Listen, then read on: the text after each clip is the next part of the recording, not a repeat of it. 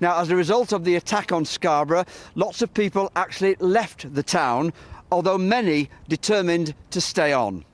That meant rebuilding the tourism industry, and for one couple, going ahead with their special day just hours after the attack. Michelle Lyons says this.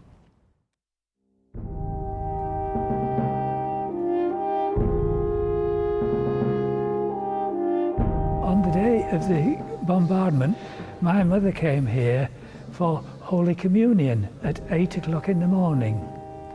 And during the communion service, the bombardment started and the church was one of the first to be hit. The intense shelling left a large hole in the roof of St Martin's-on-the-Hill in Scarborough, and as hundreds of visitors and residents fled the seaside town, one woman decided to stay, as she had an important engagement to keep.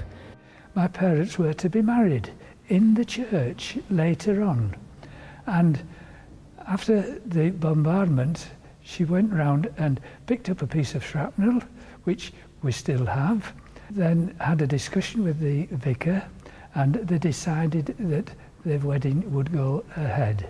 This attitude that life must go on prevailed in Scarborough, and its tourism industry responded to the aftermath of the bombardment. Now people weren't coming to the seaside town for fresh air and fun, they were coming to survey the damage. It's difficult to imagine postcards of blown out buildings being produced, and of course we had one of the major postcard producers in Scarborough, and there were also sort of ceramic souvenirs. There's a lovely one that we have in our collection, which is the lighthouse with a hole blown through it. I've not seen many examples of that, but that was obviously sold. And there were pieces of shell that were not just circulated but were sold as well, and they were mounted on blocks of wood and pieces of metal.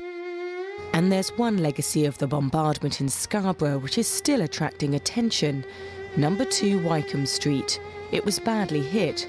Her mother and 3 of her children died as a result. It took years for the town to recover from the bombardment. Compensation for the damage was slow in coming, so residents had to rally round and do the best they could with the little money they had. But slowly and surely, Scarborough made a comeback as the tourist destination we know and love today, made famous by its beautiful views and not its ugly past. Michelle Lyons, BBC Look North, Scarborough.